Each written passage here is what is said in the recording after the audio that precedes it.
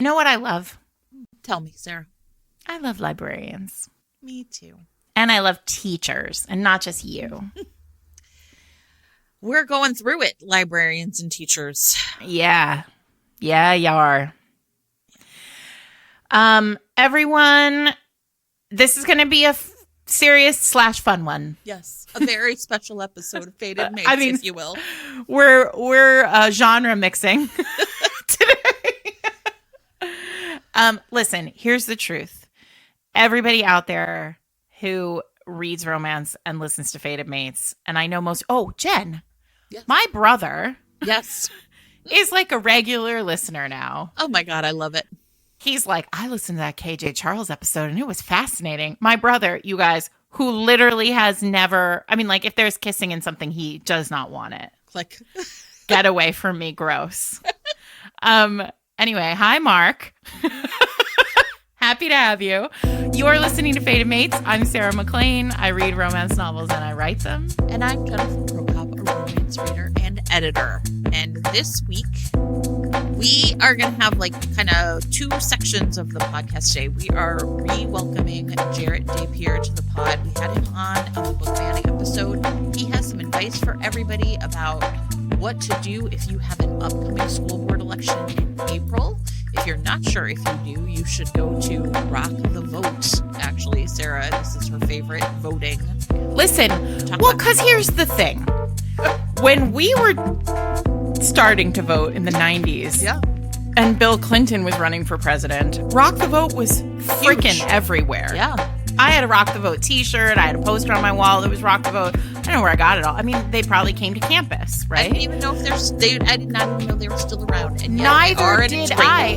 Listen, if you are out there and you work for Rock the Vote, or you know somebody who works for Rock the Vote, tell them they're doing a terrible job of reminding us that we exist. Although, to be fair, if you're out there and you're a college student on a campus somewhere and Rock the Vote is around, just say these old ladies don't know what they're talking about. You should ask Little Romance if he is aware of Rock the Vote. But anyway, I was the one who made him rock the vote, so I don't think so. Okay. Maybe they should rebrand TikTok the vote. Oh, maybe. Social media the vote. You still need to have the musicians as part of it. I think that was the whole thing. It's Eddie Vedder came to campus. Eddie Vedder, come to my campus. Okay, here's the point. Jarrett is going to... I was like, we lost the plot. Jarrett is going to be on for 15 minutes. Very quickly. To talk about these upcoming elections and what you can do. A lot more people seem to be more aware of the way that book banning is sweeping so many places and are kind of what do we do? And he is here to talk about what you should do. Y'all, the way they get us is by having off-brand elections for school board and library board. And those off-brand elections in many states in the country are in the spring. Yes. So if you go to Rock the Vote and click on your state on the map, it'll tell you if you have an upcoming election, and then you can do your research. So Jarrett's going to talk about that. And then at the end, we are going to pivot to talking about... Not at the end, then the main episode. Yeah, then the episode is us doing recs for books with teachers and librarians, but not teacher and student. Not my kind of teachers. Yeah, just like Jen's kind of teachers. They're like normal people out there wanting to fall in love. Somebody out there who has a romance podcast or just wants to hang out and maybe talk, we could just have a conversation about hot for teacher romances. I'm always available for that. You can always have me on. Yes, that's fine. There you go. One day, maybe if Jen needs to take a break, I'll have someone on to talk about hot for teacher romances. All right. So let's take it away with Jarrett, and then we're going to come back and talk about the Oscars. Oh, all right. We're going to do it after. And then recommend some... Let's get to the important bits. Yeah, let's do the important stuff first. All right. Okay. Here we go. Welcome back to Jarrett Dapier. If you all remember, we had Jarrett on our big episode about why we should stop banning books. But in the interim, we have not stopped banning books. Many places have accelerated the banning of books. They did the opposite of what we told them to do. So that's how influential we are. I know, the nerve. Exactly. But you know what? I think one of the things it's clear to me is many more people are becoming aware of the problem and starting to wonder what they can do. And Jarrett wants to come back and talk to you all about what you can do. So Jarrett, what can we do? Thanks for having me on again. And you're absolutely right that it is becoming much more a problem that people are becoming aware of, not thanks to the media. I think it's more thanks to social media and people also seeing it in their communities. So while huge pluralities of people in the American public do not want books to be banned in their school libraries and in their public libraries, they do not want their school libraries to be shut down, and they don't want their public libraries to be shut down. There are very small, very vocal, very well organized and well financed minority groups, specifically often white and Christian and you can say ladies, it's fine. heterosexual. You can say white Christian women. It's fine. White Christian women for sure. And they're fighting for white Christian heterosexual values, and that's it. They have, since we've last talked, they've amped up the pressures on school boards and local libraries to remove even more books from the school libraries. But now they're also turning their attention to defunding public libraries. And I think they won't say outright that they want their school libraries closed. Oh no, because that would be too obvious. But they are making school librarian lives so hellacious that school librarians fear for their lives, and many are quitting or just doing whatever they're told to do to try and keep their jobs.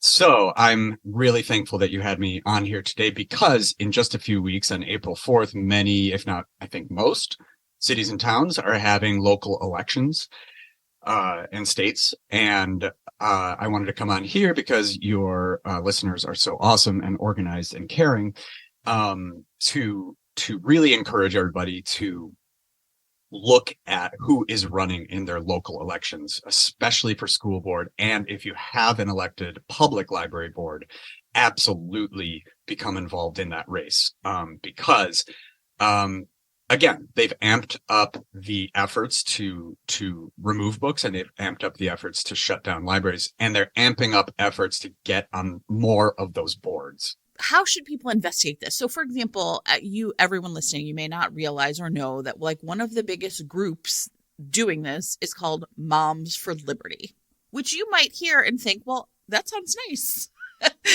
Right. And it is not nice. So liberty is kind of a red flag word these days, though. I guess it's true. It is. But I mean, I can understand why, right? Like they're trying to hide their true I'm a mom. intentions. I like freedom to read. Exactly. They don't want that, though. They want the and they hide behind the we just want parents' rights. Yeah, right. My parents' rights to tell everybody else what you to should do. know what your child is reading. And like, that's on you, ma'am. You know, like, how can people find out? I think sometimes people get super overwhelmed with like, well, okay, it's just this random list of names. What do I do?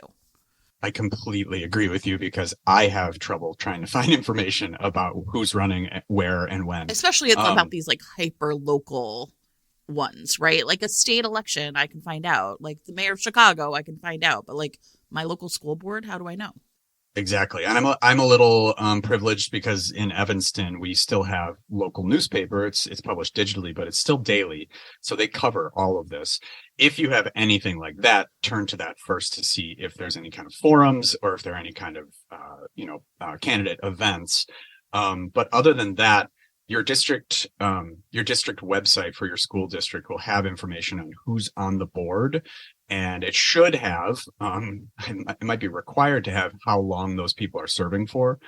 And then from there, it's a matter of Googling, and it does take a little bit of work, but there also might be people in your community like librarians and teachers and school librarians who know, because they are intimately involved in what's happening and are aware of what's coming down the pipe. Yeah, this feels like one of those situations where going into your local public library and asking a library media specialist to help you research this would be a thing Absolutely. They are able and trained to do.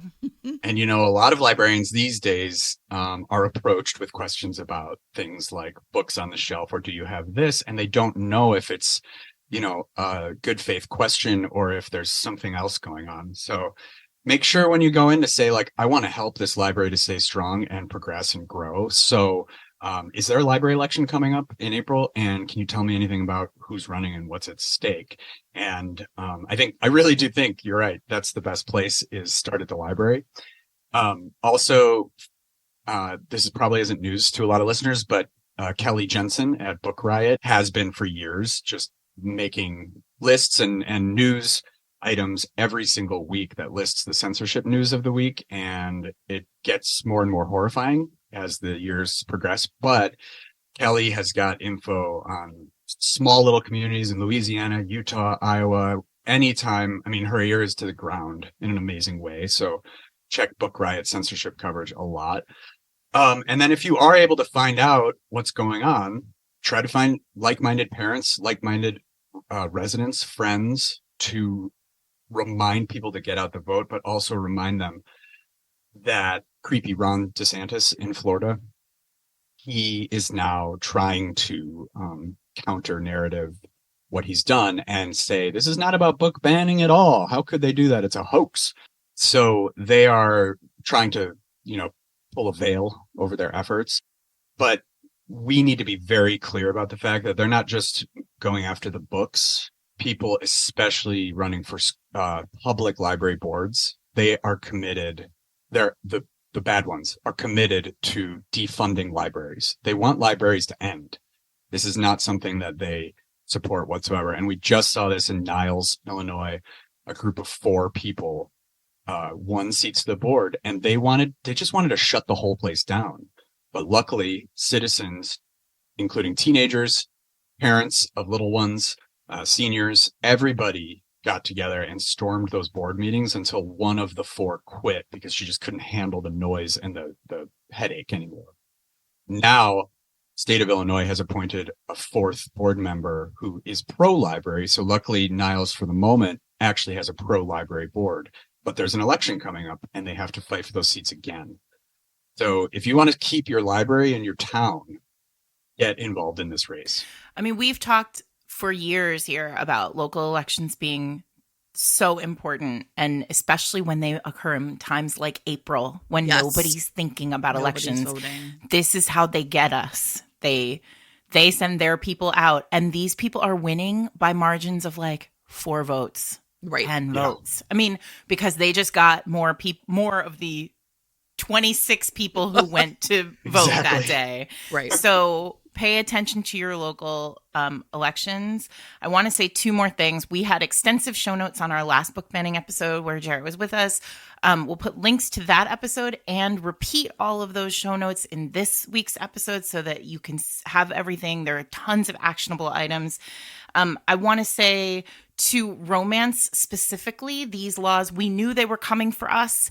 They are officially here for us in Oklahoma. There is a bill on the floor right now of the Oklahoma House that will ban any text that has sexual activity inside it. Yes. That's us, you guys. That's romance novels. So don't think that this is only that this hasn't touched us. It's touching us now. And I want to say to authors specifically, one, sending out so many of us send author newsletters all the time. This is the time for you to put something in about book banning, about getting involved before April. So if you have space in your newsletter, do that. Activate your readership. Tell them that it's about romance as well. We'll put links to the Oklahoma stuff in show notes. And I want to say that for all of the authors who are out there going like, well, what can we do? How can we help? The Authors Guild has a huge advocacy lobbying arm. You should join the guild. Join the guild, pay your dues, send a letter to the guild, and they'll get their lobbyists involved. This is a thing where we need a vote. We need to give money to organizations that are combating all of this. And we authors and others need to use the arms that we have and the tools that we have to combat it on a structural level with lobbyists. Also, if you're traditionally published, every single major publisher has a government relations team, and you need to be pressing your editor and your publishers about what they're doing to make sure that they're combating book bans as well.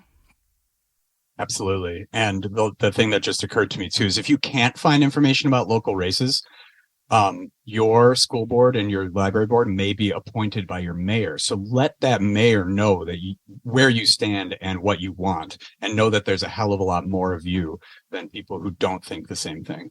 And then also write to your local representatives. In Illinois, we just had a bill pass out of committee in the House that would protect books all over the state. And that's because representatives in Illinois heard us. So you can write them at any time. You can write your mayor. You can write everybody. Just write everybody and show up when you can. Yeah, I think the thing I would add is, if this feels overwhelming, like figure out the person you do feel comfortable talking to, like say to your child's teacher, like, would you introduce me to the principal via email, and then say to the principal, this is what I care about, right? I want kids to have freedom to read. Do you know anybody? You know what I mean? Like work your networks. I mean, I think sometimes people get really intimidated, and we are like now living in a digital world where we just want to do digital advocacy. But you know what? You might need to like get on the phone and talk to people. You might need to show up in your library or at your school's, district and have something to say. And I think this is the part that's really important is like, we know that change happens when people make a stink, right? When you show up. And that means showing up in a lot of different ways. And so, I understand the first urge is like hand wringing, right? Like, what can I do? I just found out about this. But this is like the time for action. So we really just want to like sort of emphasize to everyone how important it is to, like really like think locally, like, now it's not that you can call your senators later or whatever. That's not going to happen, right? Like these are local races. They're happening in your community, in your school, and in your libraries. And that is where you need to show up. And even if you don't have a child, you're allowed to go to school board meetings. You're allowed to ask questions. And most importantly, you're allowed to sit there and support the teenagers and families and educators and teachers and librarians who are all speaking out. So the more bodies in the room to shield them from these wacky people. Yeah, and remember that they all feel they have the wheels in motion regarding school boards because the pathogens of ignorance and fear are really taking over community after community in terms of the small groups of Christian mothers and dads who are running for these boards and also screaming about books. They feel like they've got school libraries and their attacks on them in motion. So public libraries really are their next target. Yeah. So, but I love what you said that like choose one person to contact to begin. A journey of 1,000 miles begins with one step. And I really do believe, though it may sound corny, that one action does make a wave.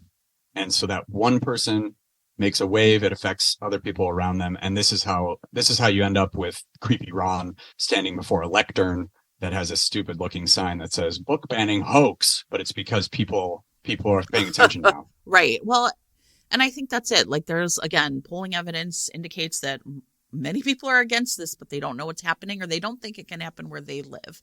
So that's the other thing. It's like once you find out something, the next part is talk to your neighbors, talk to other voters in your community and make sure they understand. We've had many people listen to our episode and say to us, I had no idea, right? I had no idea. And a lot of these bills, look, maybe they have no chance of passing, but they have no chance of passing because you are doing the hard work in your community to let people know they need to vote against it. So, this is like a real time for action. And here's the other thing I will say as a voter, I literally just right now ordered my absentee ballots to vote at home. So, that's the other thing. It's like April 4th. If you're just like, I'm not sure I can get to the polls that day, well, then like order yourself an absentee ballot and do what you can to like do that research in your house. If that is a possibility where you live, of course, because voter suppression, I can't even start. That's a different podcast, Jen. It's a different podcast. Jarrett, any last things you want to add before we let you go? I just want to say thank you to everybody who is taking action and who's planning to take action and who cares, because removing books where kids can see themselves, it really has a massively negative effect on children and teens. This has been documented and shown, but it's also just, I think, if you have any empathy or compassion whatsoever, it's instinct to know that this is true. So if you're fighting, thank you. If you're getting in the fight, thank you. And keep kids and teens in mind, especially marginalized kids and teens who, are already up against a wall and need someone in their corner. So that could be thank you, everybody. That could be you. Thank you again, Jarrett, for showing up for us. Thanks, And, Jarrett. anytime. Come back anytime. Yeah. Thank you. Let's hope maybe for something more fun. Yeah. Maybe I can talk about romance sometime. We love that. Everyone has their marching orders now. We're going to go to Rock the Vote. We're going to find out if we have a spring election. New York City, I'm going to do your homework for you. You do not have a spring election for school board. Illinois, you might, because we have a lot of things going on local election-wise and Wisconsin, I think Jarrett said. So, and you're also going to pop into your local public library and say to your local public librarian, hey, I'm your friend in this. What can I do to help? Maybe bring them some donuts. That would be nice. Listen, everybody loves a donut. All right. So we're going to get into romances featuring librarians and teachers. But first, I want to tell you about the Oscars. Tell me about the Oscars, sir. So you go to bed early because you're an early to bed it's true. and an early to rise. It's true. I am a never to bed, late to rise.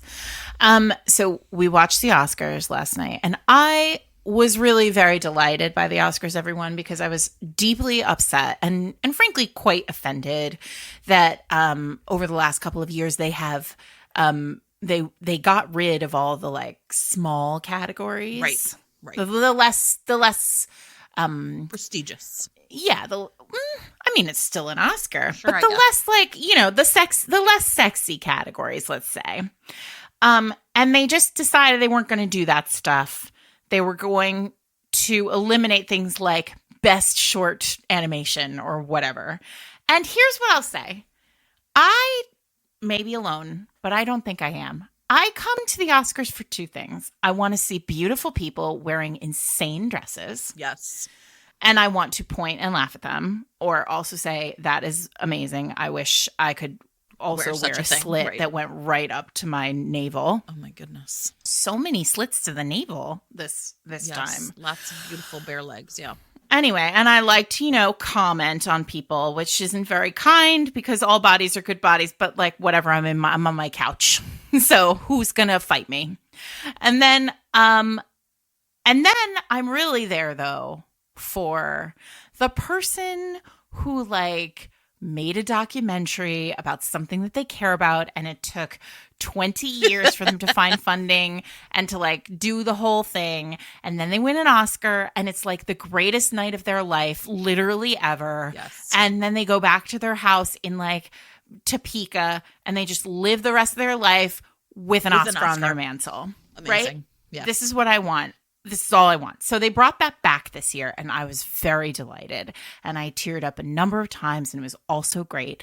And like, it was just great. There was a movie about elephants that won, and that was great. And then there was, there were. It was just great. I had a great time. A+, no notes.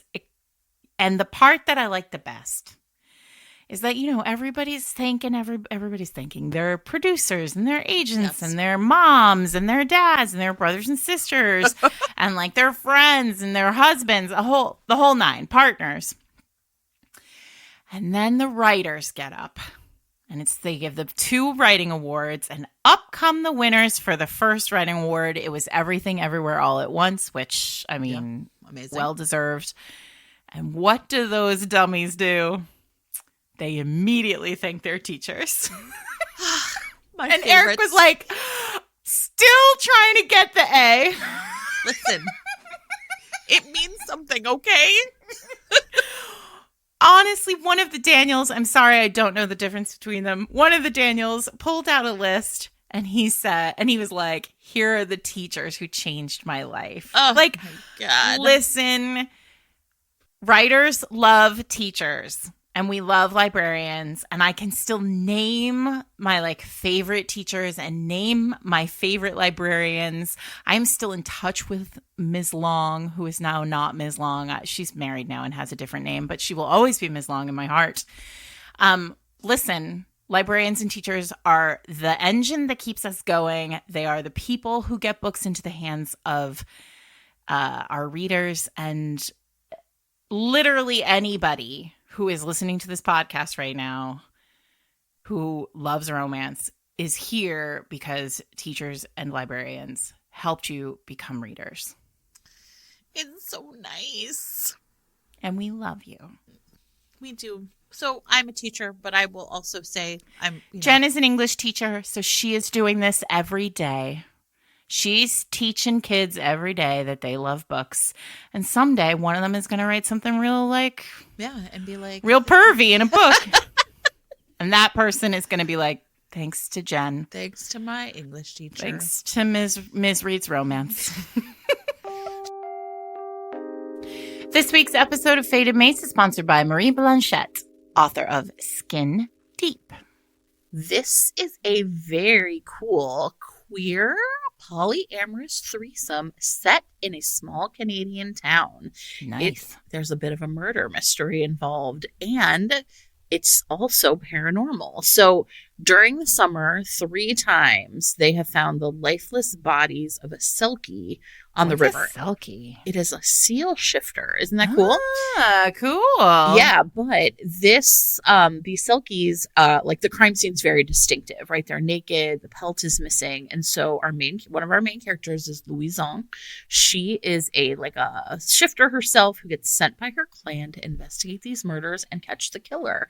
But the mission derails when she meets 2 charming strangers, Gabrielle and Adrian, who the 3 of them, and I love the way this is described, become a throuple, right? And it says it's never even close to being presented as a love triangle. Nice. Right? Marie knows our requirement. Exactly. And so, there's this rising attraction between the 3 of them, but Louison must dodge tourists, deadly poachers, and wildlife protection agencies in a quest to find the murderer before he kills again. So if you are interested in shifter romances that have a bit of a murder mystery and secret identities, then this Skin Deep is the book for you. Marie Blanchet's Skin Deep is available right now wherever you get your books. You can get it in ebook for only $2.99, or you can get it in paperback wherever you find your paperbacks. Thanks, as always, to all of our sponsors, and especially to Marie Blanchet for sponsoring this week's episode. So what we thought would be a really nice accompaniment to today's episode is to do just really briefly kind of blow through and talk about some romances that have teachers and librarians as main characters. And we have mentioned some of these books I kind of looked up before. It's actually it's much easier to find books with librarians than it is to find books with teachers. Yes. I don't think I have a single teacher. I think I only have librarians. I have one. So maybe we should start there. And then we can mostly do librarians. All of you pervs out there making your teacher books, listen, let me be very clear. I have plenty of books with teachers in them. Sure. But I was expressly told that I was limited in the scope of my teacher recommendations. Yes, to not that. Well, it's interesting because fewer crimes. Yeah. In the Jessica Pride over at Book Riot wrote a really funny, one of those funny listicles, in 2021, and it's hot for teacher, but not mine. Nice. And then it's teacher romance reads, and it has Was there an Olivia Dade on there? I feel like Olivia's done some She teacher does ones. a lot of librarians, I think. Oh, or is it librarians? Yeah. So it was a couple of books that I am sure, we've mentioned before, where basically teachers are main characters. Grumpy Jake by Melissa Blue, His Perfect Partner by Priscilla Oliveris, It Takes Two to Tumble by Kat Sebastian. These are all books we've sort of mentioned before. Oh, Teach Me by Olivia Dade. So there's a couple that are on there that are sort of ones we've mentioned before. A Beverly Jenkins I have not read, Rebel. From the Women I Who love Dare, Rebel. Yeah, from The Women Who Dare series. Stripped by Zoe Castile we've talked about. And then a couple of other ones that I haven't read. There's one in particular called Roll Bounce Love that has, I'm going to go ahead and say, the greatest single cover I've ever seen on a romance novel. It's a woman Bold. It's great. It's a woman. She's kind of crouching down and she has like really cute like booty shorts on and like long socks and roller skates. And I was like, this is a cute cover. So anyway, I will put a link to that in show notes, but I have a recommendation for a teacher romance called, now here's the thing, you all are going to have to just pre-order it, okay? It is not out until May 9th, but I still feel it is worthwhile. Jen. Trust in the process. This book is called Teacher of the Year, and the author's name is M.A. Wardell. It comes out May 9th, and this is a gay romance where the main character, Marvin Block, is a kindergarten teacher. He has just come back from winter break, and he is expecting a new student in his class. And that means, like, maybe something is up with this kid's family. Like, that can be a hard thing to do, to, like, move in the middle of the year. And there's, like, this, it's like a really... this author is a teacher himself, so you can tell he really knows the job. Like, there's this really funny part at the beginning where Marvin has to go to the restroom, but there are very few male teachers in elementary schools, and so there actually is not a men's bathroom. He just has to like run into like the boys' bathroom, and when there's time, and when there's no like little kids in there, right? And sure. So he like runs in, or it might actually be that he's using That's like cute. Yeah, it's really cute. So he is this great kindergarten teacher, and it turns out that the father of this new student is named Olin, and he and Olin develop a bit of a romance, and it is really cute. It's also really sexy and really steamy. And when you read the like beginning, like the opening of the book, it's it actually says like it essentially in the author's note, and it made me laugh. It said, well, Teacher of the Year may be about a kindergarten teacher. It is an open-door romance intended for mature audiences. Hey, kindergarten teachers deserve love too. Oh, so cute. Yeah, it's really cute. So I love it. Yeah, I'm really excited. I've read probably just like the first couple chapters, but I feel great about recommending it. And I think that this is like a really exciting thing for me to recommend too, because it turns out that a guy I used to work with at my school actually sent me a DM on Twitter and was like, hey, do you read romance and like recommend them? And I was like, yes. Like, you know what I mean? It was like really cute. So I was like, Paul, I would love to like get in touch with your friend. And so it's kind of like a friend of a friend, but it's a great cover. It's a cute premise. And I think everybody likes a sexy, sexy book. Yes. Teacher of the Year. Perfect. While you were talking, I did think of a teacher romance. Ooh, tell me. And we have talked about Brill Harper here on the podcast a great deal. Yes. So I'm not going to get too deep into it, but Drilled as part of her Blue Collar Bad Boys book. A Blue Collar Bad Boys series is a teacher book. The heroine is a kindergarten teacher. And she is, listen, this is exactly the kind of book that is my pure catnip.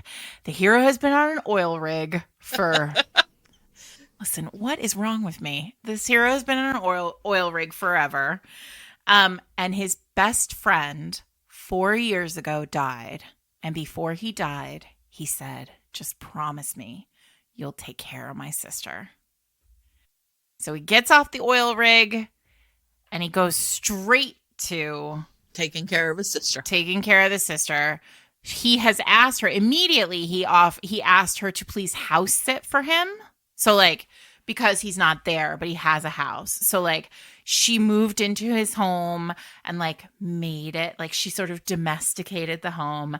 But now she's a job as a kindergarten teacher. She graduated college and became a kindergarten teacher. And he comes home and she's also a curvy heroine for everyone who listen. There's a lot of stuff packed in here that I'm very much for.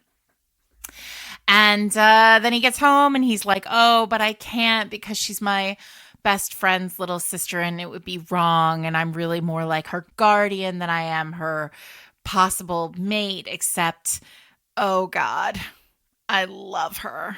And, as if you've read any Brill Harper, this is like pure insta-love. He lays eyes on her and he's like, boom, Boom. gone.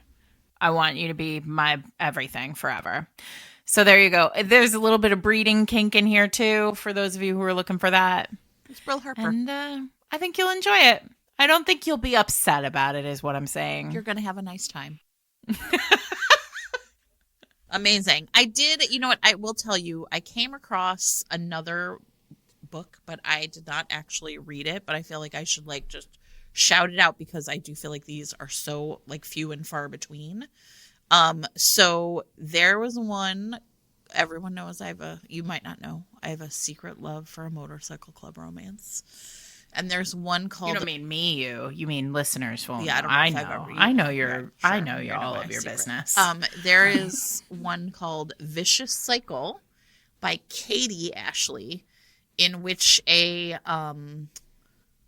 teacher, again, essentially like one of her students is new, and it turns out that her dad is this MC guy, and like he had no idea he had a daughter, so he's like a dad for the first time. And so, you know what, everybody, I sure did download that, and I am looking forward to reading it. Cool. So like, that's all you, and that's fine. All right. You started by talking about Priscilla Oliveras, and you said her perfect mate, Partner. her perfect partner, I think, right? Yeah. Okay, well, I want to talk about her perfect affair. So that's where I'm going to start, is with Priscilla. So these are Zebra shouts. So they're like they're category romances, but from Zebra, which is a division of Kensington. I don't think this line still exists, honestly. I think but if you love a category, if you love sort of a quick, delicious read, this is for you. The heroine, Rosa, is deeply, deeply responsible. She is like this whole series is connected by sisters. And in class, we've talked about Priscilla's books before. We've had Priscilla on. Nobody really does. Priscilla's like knack is writing like big, beautiful, like interfering families. Yes. Like they are in each other's business the whole time. So, the first book, or one of I can't remember what order this is in. I think it's definitely not the first one. It's like 2 or 3. It's 2. Number 2. So this is number 2 of the Matched to Perfection series.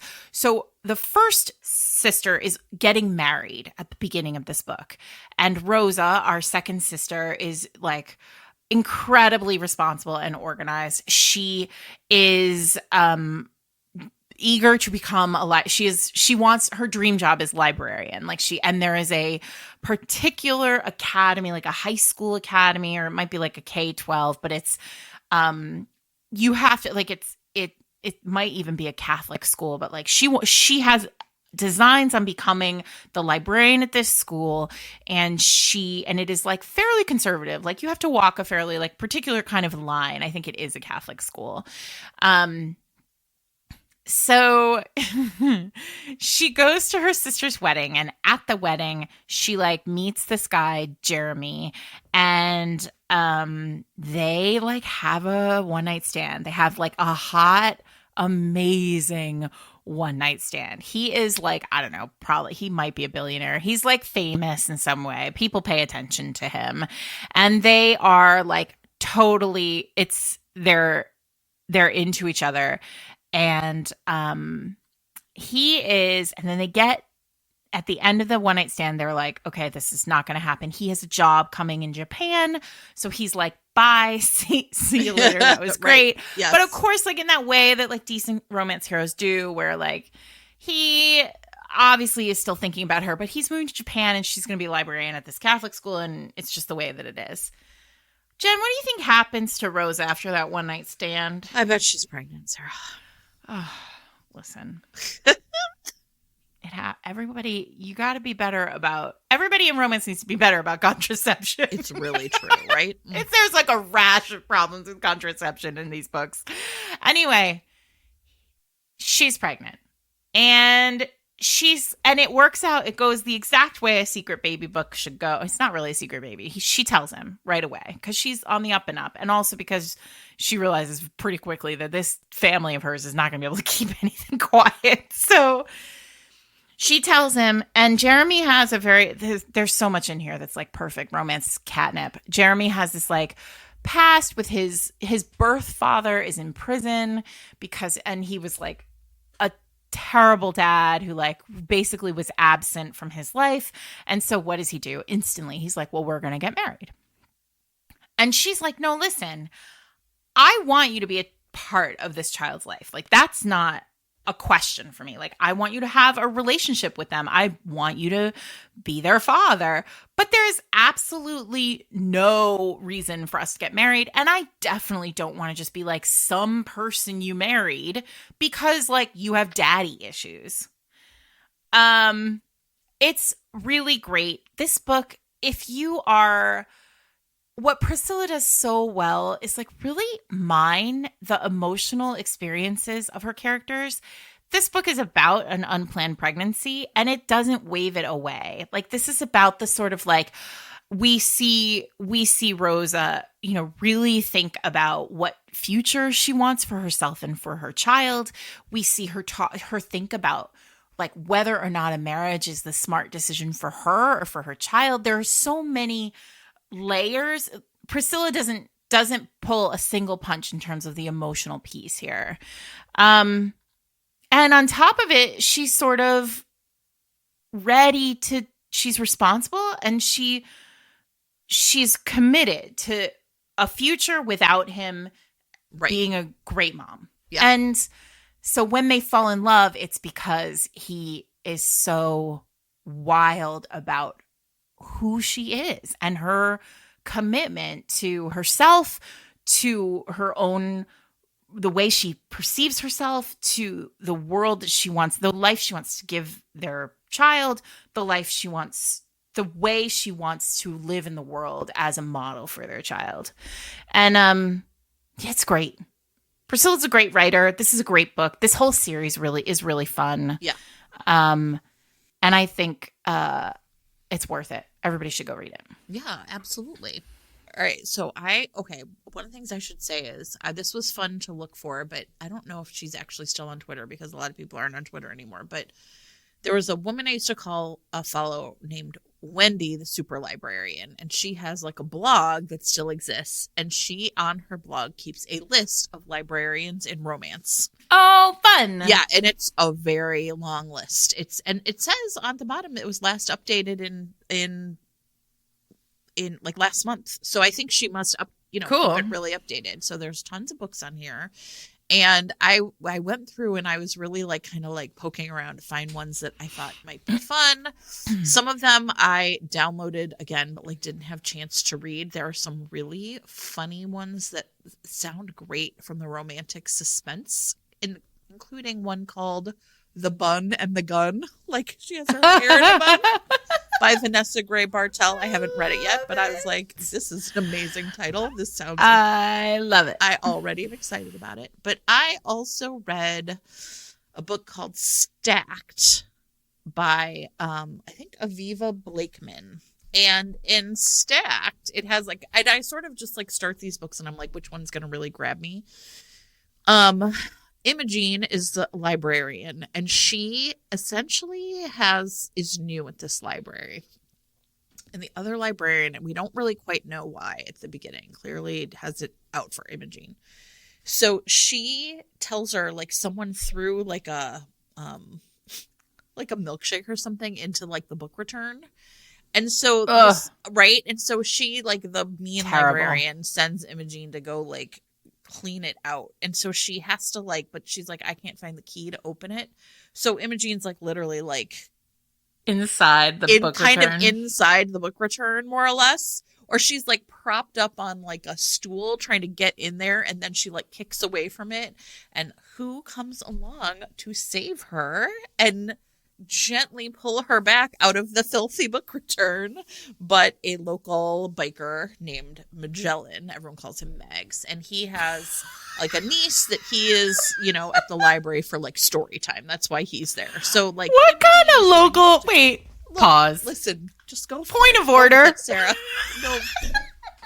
No, listen. It's so embarrassing. He circumnavigates her globe. This podcast is free. I feel like I'm like, just end it right now. It's great. It's really like, so then she like has story time, and it's the first time there's ever been story time, and it's like really funny. You can tell. It feels to me like sometimes you read scenes with like little kids and you can tell the person has never been around little kids, but this made me laugh. Like it was really like the way little kids are. And so she's like asking all of them like, what kinds of things you want to learn at the library? And the kid's like, I want to learn how to jet ski. And she's like, that sounds great. Anyway, it's really cute. She ends up going out to the the bar, like this bar that night, and ends up like picking up Megs essentially, and they go back and they have a very, very good time. She's wearing very, very sexy clothes and underwear, and all of it is honestly very delightful. So you won't be disappointed. You won't be disappointed. And so I just thought that was like it has like a great opening, and I just really am a sucker for that basically. So that was really fun. This week's episode of Fated Mates is sponsored by Lumi Labs, creators of the Microdose Gummy. If you've been listening to Fated Mates, you've probably heard us talking about Lumi before and microdose gummies. Microdosing is generally known. You can do a Google search and learn about it on your own, or you can go to microdose.com and learn more from Lumi. But in general, it's used to get a low-level dose of THC that can help you with productivity, that can help you with creativity, that can help you with workout recovery, that can help you with calming down, with sleeping. Jen uses it for sleeping. I had this kind of moment with a friend who has been using the code Fated Mates recently to get 30% off their order and free shipping. And she was telling me that one of the things that she's noticed using the gummies is that other forms of THC have just been like way too much for her. And this is like a small dose of THC that will help you, as Lumi says, feel just the right amount of good. So if you've been curious about using THC, but you don't want to go back to that sort of like college level dosage of THC because it never felt quite good, maybe this is for you.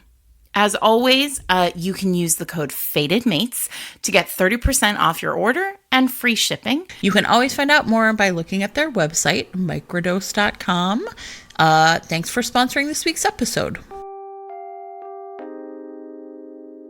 While we're talking about sexy, sexy books, we have to just name check Victoria Dahl. Sure. For Cunnilingus a moment. Cunnilingus Gabe. That's literally what I wrote on my little... Yeah, list. I mean, of course, right? You just cannot talk about librarians and romance without talking about Cunnilingus Gabe, and that is just how it is. Headphones in, everyone, yes. I guess. Too little. Victoria Dahl's Taking the Heat, which we did a deep dive on in season 2 because we love it so much that we think it's a book that you all should read without question. The main character is a writer, a gossip columnist, or not gossip, an advice columnist. Let me say it again. The main character is an advice columnist from New York City who returns to home to Jackson Hole, Wyoming, where there is a super hunky librarian, like super duper hunky, who just really likes going downtown, everyone. Like a whole lot. There's also a whole lot of other amazing stuff in here. There's a bullying through line about a teenager in the book. There is, Veronica, the main character, spends a lot of time sort of balancing, like sorting out who she thought she might be versus who, she is becoming. There is a rich family background in this. It's just it's a terrific book. It's a banger. Go read it. You're not going to be disappointed. Okay, but I have 2 old school ones and kind of a weird one. All right. So, No, I think at this point I just want to like name check things because all right. Well, before we name check things, Yeah, let go me ahead. do my. Yeah. Oh no. Then let me. No. Okay, you go. Well, I was going to mention, so one of the joys of doing this, you've all heard me say this, is sometimes I just like look up like lists, like, you know, and then I find books. I'm like, oh yeah. So do you remember Lisa Marie Rice? Of course. Right? I mean, so you guys, I was like super obsessed with Lisa Sexy Marie Rice. romances, like before sexy romances were a thing. Yes. Like these are probably back from like before 50 Shades is my guess. Yeah. Right? Like we're talking I like would say the 2000s. aughts. Yeah. And like seriously, there were some of her books I honestly like loved so much. And so one of them is called, with a librarian, is called Dangerous Secrets.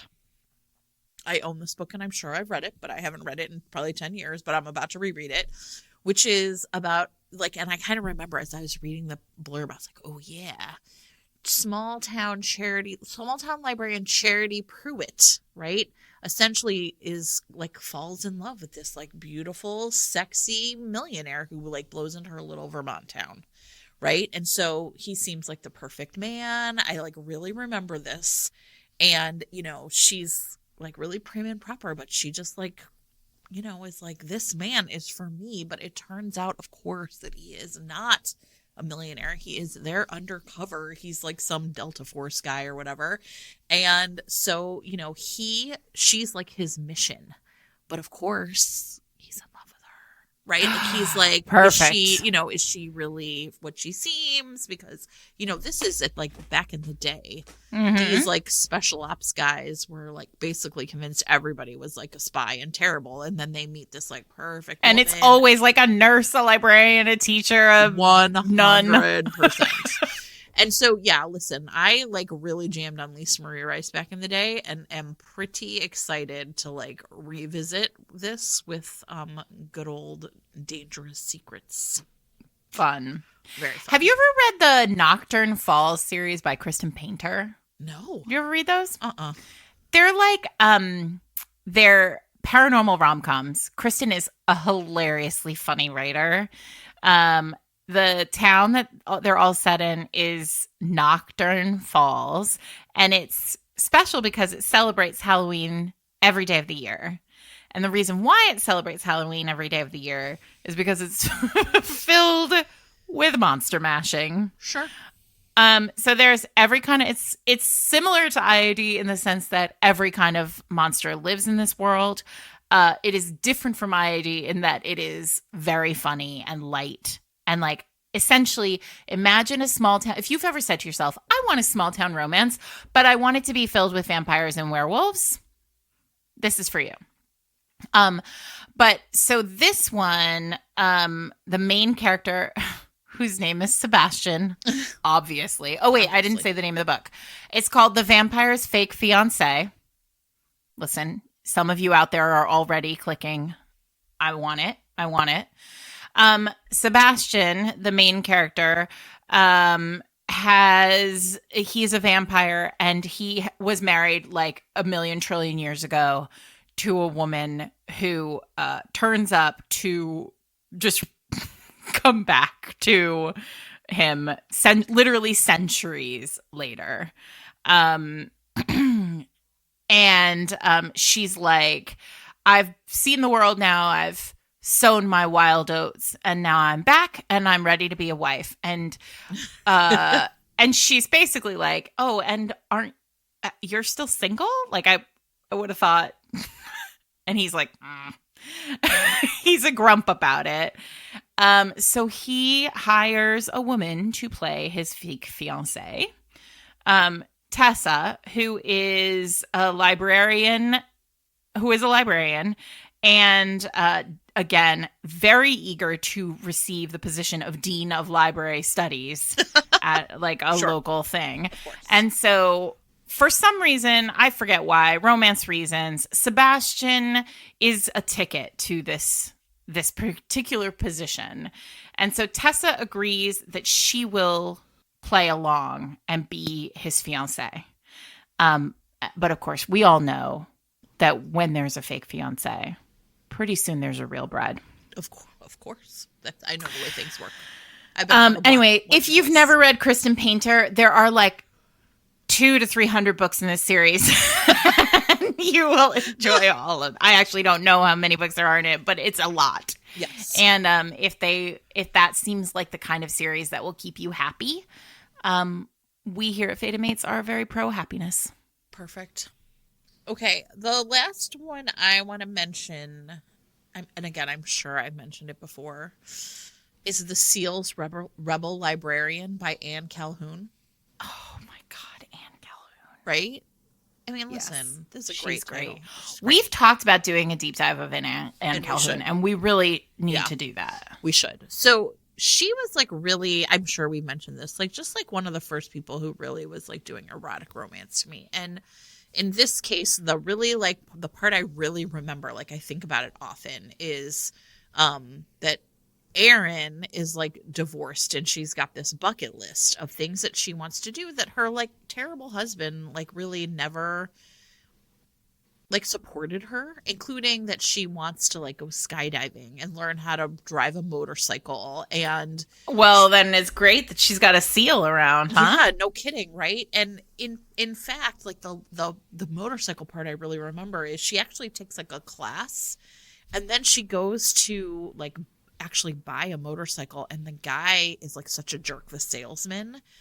And like Jack, who's the seal, Erin is the rebel librarian, like goes to pick up the motorcycle for her so that like with a friend, so that she doesn't have to like be embarrassed about driving it off the lot. And I just remember thinking like, this is like a person who really understands like in romance, like the gestures don't have to be like, right, like taking care of people happens in a lot of like really interesting ways. So he's like, Yeah. you know, I'm going to teach, you know, and she's, and he's like, there's no shame in, you know, like sort of, I don't know, falling off the motorcycle or whatever it's called. He's like, but I knew that you would be horrified to do it in front of that jackass. Right. So I think they have sex in the library, you know, it's hot. So Sure. You know, I mean, I there approve. should be where this is not a characters who have sex in the library episode, but that's a whole separate thing. that is a whole separate thing. I made a list of it once. So yeah, We'll put that in show notes, everyone. of course. I want to talk about two old schools. I came ready to talk about one old school romance, but then I remembered a second one. Ooh, and tell me. when I say the second one, you're going to be like, obviously. Okay. Did you ever read Jane Ann Krentz's Perfect Partners? Yeah. I mean, sure. Which came, okay. These are both from the early 90s, everyone, because the early 90s are when these just really were this. So, okay. Perfect Partners, the heroine, Letty Thornquist, she's like a librarian from Indiana, Iowa. I think Somewhere. Indiana. The middle. And her grandfather, I think, her uncle, Charlie, has willed the company, his like big, giant Seattle-based sporting goods stores. Think REI. Yeah. He dead. Okay. Uncle Charlie dies. And he doesn't have any surviving anybody's. So he wills his like class A stock in this company to librarian Letitia / Letty Thornquist. The CEO, however. Yes. I love Okay. it already. Joel has opinions about this decision on the part of Uncle Charlie. Because Letty, listen. There was a time in the 90s when everybody was writing like you couldn't throw a stone and not hit a contemporary romance where a heroine who had absolutely no skill whatsoever was inheriting a business that required a very surly, extraordinarily hot man to teach her how to run a business. And I want to name check the fact that this was a very particular and somewhat problematic situation where it was like ladies need to be taught how to run businesses. But did it scratch every itch and install many buttons in me? Yes, it did.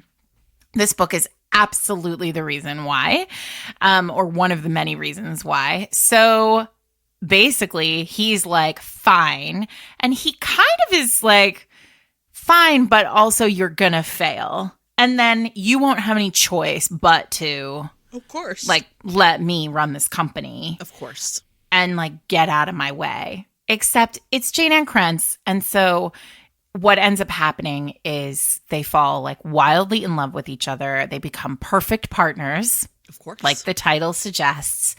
And yeah. Amazing. Listen, I haven't read this book in a million years, but it all came flooding back to me. Right. It's the best when right. I was like, there's a Jane Ann Krentz about a librarian. Well, she was also, a librarian, everybody remembers, so. Listen, I'm inserting another recommendation, which is Jane Ann Krentz is also Amanda Quick, as you all know. And Reckless is the Amanda Quick novel where Phoebe is on the quest for a missing rare book. She's not a librarian, but she is like a rare book person. And she enlists the Earl of Wild, named Gabriel, because of course he is, to help her, shenanigan around to find a rare book. I did not brush up on the plot of Reckless today, but I can tell you that is the book that you are looking for. If you are looking for the Amanda Quick book about the rare book, it's Reckless. And like all Amanda Quick books, it's delightful. But Jen, as we were talking, I realized that I did know another teacher romance. Judith McNaught's Perfect. Julie. Oh, yes, of course. Julie is a very well-respected, prim and proper English or elementary school teacher in her small Texas town who, when she was growing up, had a big fat crush on a very famous movie star named Zachary Benedict. And things went real south with Zachary, though. This was before canceling happened. But he shot his wife by accident on a set, swears he had nothing to do with it. Fake bullet in the gun. He thought there was a blank in the gun, but there wasn't. There was a real one in the gun. Zach gets painted with murdering his wife, goes away to prison forever. But like the warden decides, listen, am I doing this from memory? I absolutely am. The million times we've read it, yes. I'm going to leave this exact podcast and go read it again. The warden thinks it's really great to have Zachary Benedict, yes, super duper movie star, drive him around and do his bidding whenever he wants. So like a big dummy, he lets Zachary drive him to town for his, like, I don't know, pick up his laundry, do his, I don't even know. I don't know why this would happen, but it does for romance reasons. And the warden, so Zach is his driver. The warden gets out to go, I don't know, grocery shop or something. And Zach pieces out. What else would... Escapes. That's how it should be. Listen, escapes, hijacks a car, gets himself to a rest stop where there's a terrible freak snowstorm. Julie can't drive because, I don't know, women can't drive. I don't know. She's listen, it's or the 90s. It was the 80s. It was a wild, right? But she's like parked because there's a snowstorm. She doesn't know what she's doing. He kidnaps her in the parking lot of the rest stop on the Texas highway, and they drive to like Colorado, which seems far. I don't really know. And then they drive up to Colorado where they're in this like billionaire's mountain cabin where they have this like idyllic falling in love thing. And then, listen, I won't get deep into it, but this book has the single greatest. Listen to me, everyone. I'm saying it here. I'm on the record. It has the single greatest dark moment of any romance novel ever written. Do appreciate that like Meryl Streep and Kevin Costner are like characters in this book, and in their prime. So it's, dated. Look, but Kevin Costner's hot again because of Yellowstone. I think it's fine. Meryl now is the Streep time. has never not been hot. Exactly. Now is the time. Revisit it. I'm going to go read Perfect right now. It's so great. It's so great. You're going to be, but also I should tell you, listen, these two idiots don't meet until like 120 pages into the book. So just go with it. Just skip ahead. We are going to have to do a deep dive on Perfect at some point. It's just inevitable. It's not that ending. It's not in the cards for this season. We have some other fun plans. But. Oh, good. It's so good. Anyway, Julie's a teacher. Well, listen, so am I. You know what that means? It's my bedtime. So, everybody.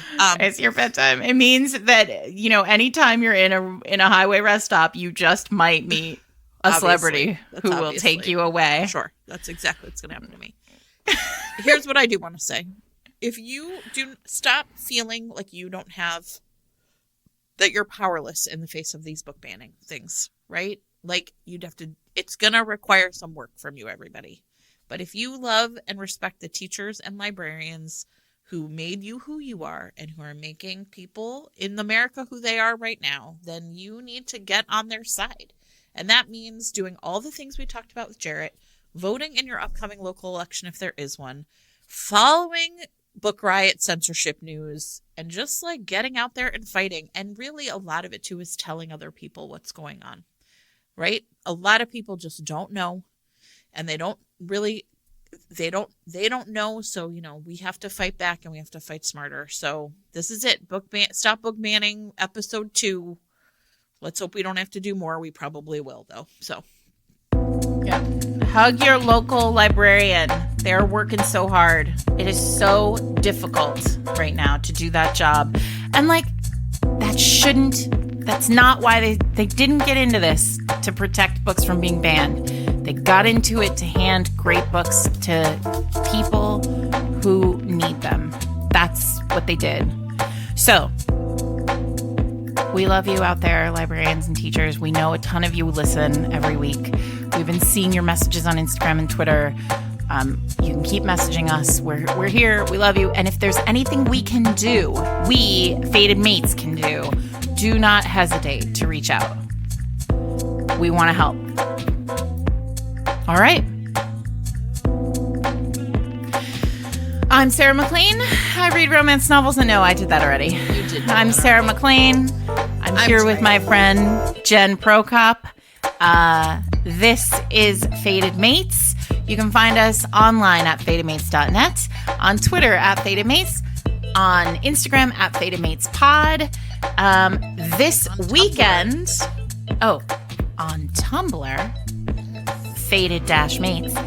And this weekend, on Friday, you can find us in person in Williamsburg, Brooklyn, New York, at the William Vale. Tickets and information at fatedmates.net/live. We'll be there with our friends Adriana Herrera, Andy Christopher, Joanne Shoup, Mila Finelli, and Tessa Bailey. Special guest appearances by Erin Leaf from Learning the Tropes and someone else who is going to be exciting. I'm really excited about it, everybody. All right. We love you all. We love our librarians the most, so. Yep. Sorry, everyone else. I mean, I can't say I love teachers because I am one. It's weird, but we love you guys. I mean, I love teachers too. Okay. I love teachers and librarians the most. How about that? All right. Bye, friends.